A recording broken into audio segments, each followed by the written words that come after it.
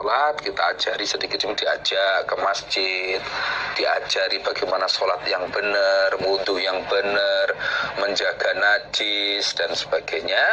Nah, ketika umur 10 tahun, berarti sudah mulai 7 tahun sampai 10, berarti kurang lebih 3 tahun sudah diajari sholat, kok masih berani meninggalkan sholat, pukullah anak itu supaya tahu bahwa meninggalkan sholat itu ternyata salah, ternyata itu nggak benar.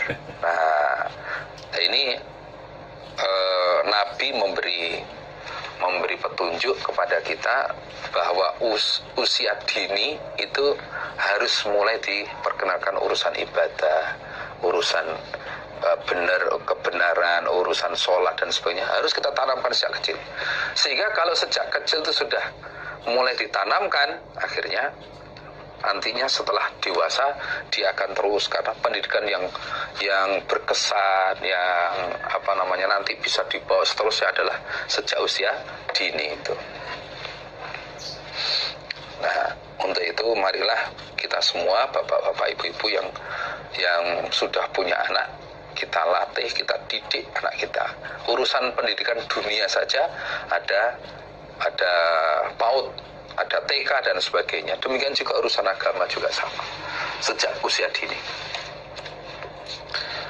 Qala berkata sopo asy-syaikh, seorang guru.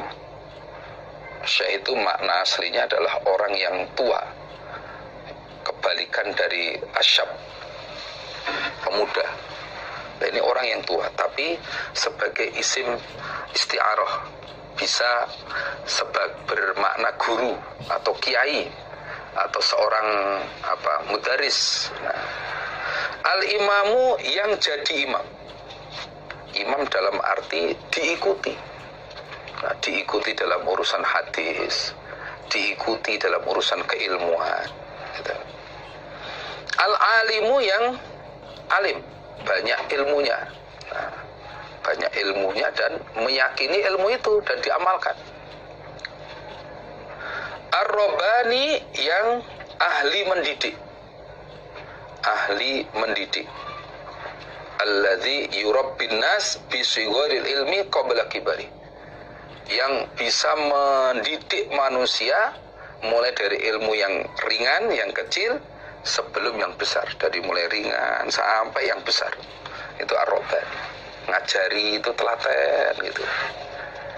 Ar-Ruhlatu lagi dipondoi, atau yang dipondoi, karena banyak ilmunya, karena banyak dalilnya, hadisnya, akhirnya banyak murid yang mondok di situ. Nah, mencari ilmu di situ, yang dipondoi, atau yang punya santri, punya murid. Al-Hafidhu yang hafal Quran, hafal hadis, gitu. Al-Hujjatu lagi yang ahli dalil. Nah, ahli dalil, apa yang diomongkan itu menjadi dalil. Nah, itu apa yang diperbuat menjadi dalil. Ketika ditanya, ya bisa menunjukkan, kenapa saya begini, karena hadisnya begini. Nah, itu al-hujjah, apa yang diomong menjadi dalil. Kenapa Bapak kok ngomong begitu, dari mana asalnya, dasarnya apa? Dia bisa menunjukkan, begini dan sebagainya. Al-hujjah. As-Somadani lagi bangsawan, orang Jawa bilang bangsa Gusti, keturunan orang yang baik, yang mulia, yang diikuti. Jadi Gusti bangsawan yang diikuti. Dia itu adalah Abu Abdurrahman. Huwa Abu Abdurrahman. Dia adalah Abu Abdurrahman, bapaknya Abdurrahman. Rupane Ahmad bin Shu'aib, nama aslinya Ahmad bin Shu'aib bin Ali bin Bahrin An-Nasai, bangsa Nasai. Rahimahullah, semoga memberi rahmatuhu padanya, sapa Allah Ta'ala yang maha luhur. Jadi ini nanti ke bawah, ini adalah ucapan dari Imam Nasai. Nah, susunan hadis yang disusun oleh Imam Nasai. Nah, isinya ucapan mulai dari ta'wilu qaulihi dan seterusnya nanti. Nah, ini jadi sengaja kita ambil petunjuk bab sholat ini, atau kita susun bab sholat ini diambil dari hadis Nasai. Itu. Kalau aslinya hadis Nasai itu ada besar-besar, ada 4 jilid, ada yang 2 jilid besar-besar. Nah, ini kita ambil yang ringkas saja, sehingga dengan mengkaji kitabus sholat ini nanti harapannya sudah bisa sholat sesuai dengan apa yang dicontohkan oleh Rasulullah Shallallahu Alaihi Wasallam.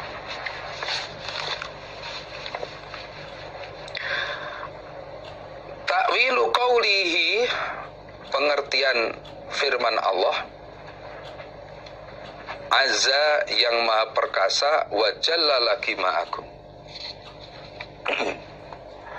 Idza kumtum, ketika berdiri kalian, artinya idza aradtum antakumu ila sholati, ketika menghendaki untuk berdiri kalian ila sholati, pada sholat.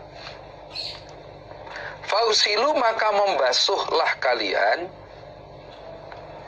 wujuhakum, pada beberapa wajah kalian, wa aidiakum, dan tangan-tangan kalian, ilal marofiki, sampai siku. Surat Al-Maidah ayat 6. Allah berfirman, ketika kalian akan berdiri untuk sholat, maka basuhlah wajah dan tangan kalian sampai siku. Maksudnya ketika kalian mau sholat, berwudulah. Nah, berwudulah. Nah, pengertiannya itu bagaimana? Nanti dijelaskan. Akhbarana Qutaibah bin Sa'idin qala sana Sufyan aniz Zuhri. Kalau ini berarti sudah ucapan Imam Nasai, sehingga akhbarana mengkhabari padaku Imam Nasai sapa Qutaibah bin Sa'id. Qala, berkata Qutaibah, hadatsana, cerita padaku Qutaibah sapa Sufyan aniz Zuhri, dari Zuhri, an Abi Salamah, dari Abu Salamah, an Abu Hurairah, dari Abu Hurairah, anna nabiyya, sesungguhnya Nabi sallallahu alaihi wasallam iku qala, bersabda, siapa Nabi, idza staiqadha, ketika bangun, sapa ahadukum, salah satu kalian, min naumihi, dari tidurnya ahad,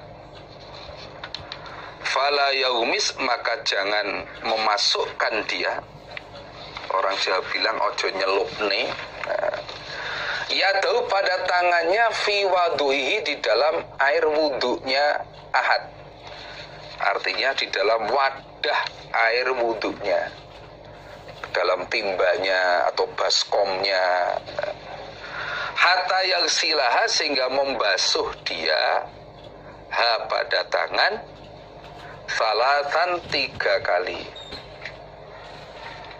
Apa sebabnya? Fa inna ahadakum, maka sesungguhnya salah satu kalian, iku la yadri, tidak tahu dia, ahad, aina, di mana, batat, telah bermalam, artinya bertempat, opo yaduhu, tangannya ahad. Nabi bersabda, ketika salah satu kamu bangun dari tidur yang sampai terlelap, seperti tidur waktu malam itu, kalau hanya selir gitu saja nggak masuk. Ini maksudnya tidur yang sampai nggak sadar, sampai pulas lah. Maka ketika bangun, jangan tergesa-gesa memasukkan tangannya ke dalam air wudhunya, ke dalam timbanya, baskomnya. Jangan langsung dimasukkan, sampai dibasuh dulu sebanyak 3 kali, dicuci dulu 3 kali. Apa sebabnya? Karena ketika tidur tadi dia nggak tahu tangannya itu sudah menyentuh apa saja. Jangan-jangan ketika tadi dia tidur menyentuh di tempat yang najis. Karena zaman dulu orang itu banyak yang ketika berak atau kencing itu cukup dengan pakai batu, jadi istinja. Nah, ketika tidur karena di sana hawanya panas, keringetan. Nah, keringetan. Lah, dikhawatirkan tangannya itu menyentuh tempat-tempat yang najis itu. Nah, khawatirnya begitu. Sehingga ketika bangun itu jangan langsung wudu, tapi dibasuh dulu tangannya 3 kali. Nah, ini menunjukkan bahwa tidur itu membatalkan wudu. Nah, tidur itu membatalkan wudu. Sehingga ketika mau sholat harus berwudu dulu. Nah, caranya wudu, sebelum wudu tangannya dibasuh dulu 3 kali. Nah, itulah termasuk arti dari idza kumtum ila sholati fausilu wujuhakum wa aydiyakum ilal marafiq. Itu termasuk tidur itu membatalkan wudu, maka ketika mau sholat harus wudu dulu. Babun niyati, ini adalah bab niat fil wudu'i, di dalam wudu. Ini adalah bab niat ketika mau wudu. Akhbarana, menghabari pada kami Imam Nasai sapa Yahya bin Habib bin Arabiyin an Hamadin, dari Hamad, wal Haritsu bin Miskin, artinya wa akhbarana al Haritsu bin Miskin. Dan kami Imam Nasai juga dikabari hadis ini oleh Haris bin Miskin, qiraatan dengan bacaan alaihi, atas al Haris.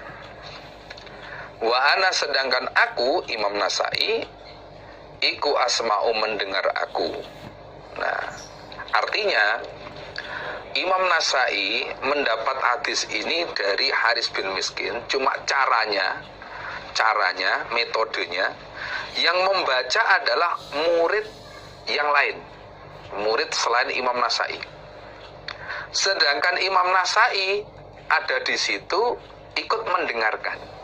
Nah, ikut mendengarkan hadis yang dibaca oleh murid yang lain itu. Nah, Haris sebagai guru menyimak.